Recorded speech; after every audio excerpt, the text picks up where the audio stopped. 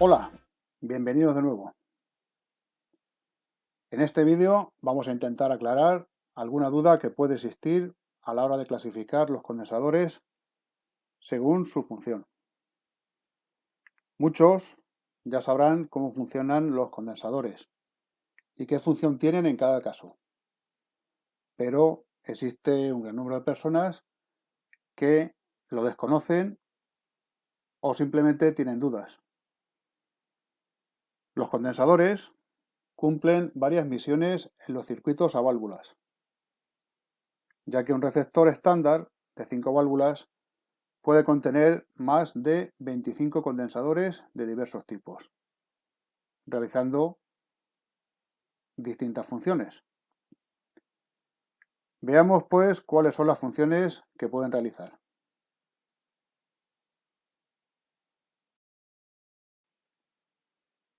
Condensadores de acoplo.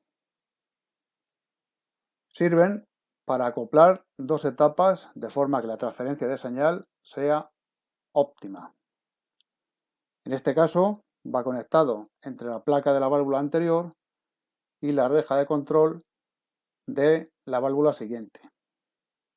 Su misión consiste en dejar pasar las señales de una etapa a la siguiente, pero bloqueando las tensiones continuas presentes en ambas etapas, ya sea la tensión positiva presente en la placa o la tensión negativa que hay en la reja de control.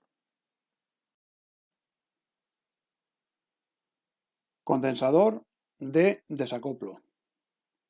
Sabemos que las rejas pantalla van conectadas normalmente a la tensión positiva, el más B, o voltaje de alta tensión, que puede variar entre 100 y 500 voltios, y que llega esta tensión a través de una resistencia o directamente sin esta resistencia.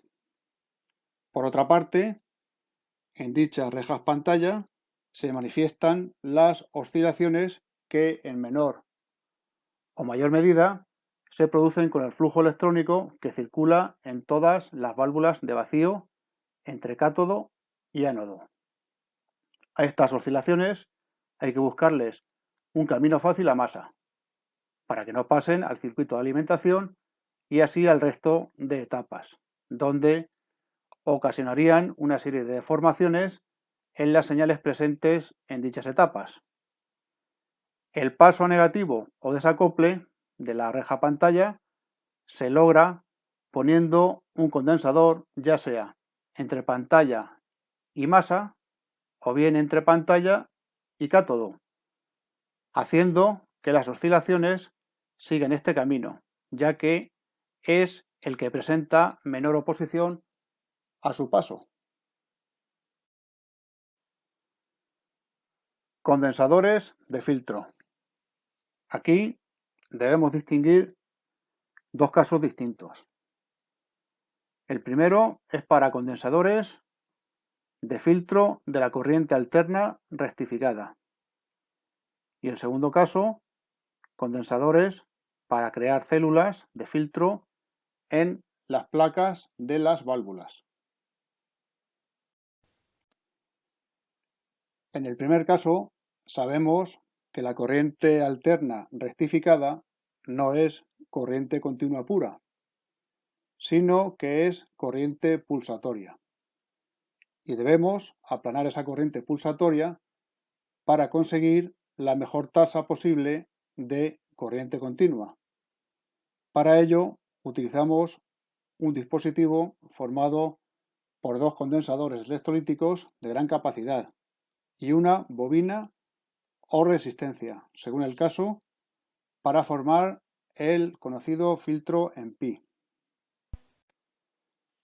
En el segundo caso, para el filtrado de las placas de las válvulas, se utilizan a menudo las llamadas células de filtrado, compuestas por un condensador conectado entre la placa y masa y una resistencia en serie, intercalada en la línea de polarización de placa. Esta célula de filtraje elimina cualquier oscilación indeseada que pudiera quedar en la línea de alimentación de las placas. Condensador de tono. Como sabemos, dependiendo de la capacidad que tenga un condensador, este permitirá el paso fácil de unas frecuencias y pondrá mayor oposición al paso de otras.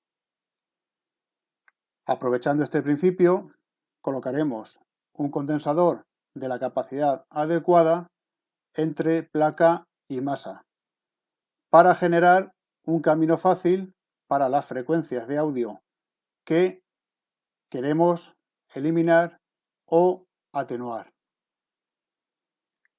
Si añadimos además una resistencia variable en serie con el condensador, podremos variar dentro de unos límites las frecuencias afectadas, haciendo que el cambio de tono sea progresivo. Condensador de polarización.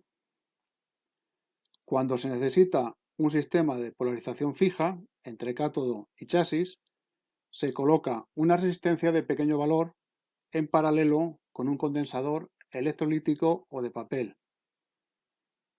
conectados entre el cátodo y masa. De este modo se polariza con tensión negativa la rejilla de control con respecto al cátodo.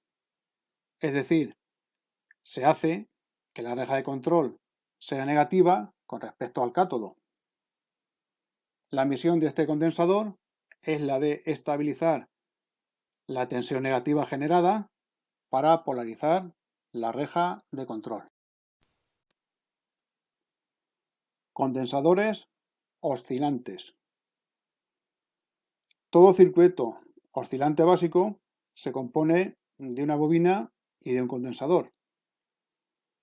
Sabemos que la frecuencia de oscilación se puede modificar, aumentando o disminuyendo la inductancia de la bobina o modificando la capacidad del condensador, consiguiendo así un circuito resonante que generará la frecuencia que necesitemos.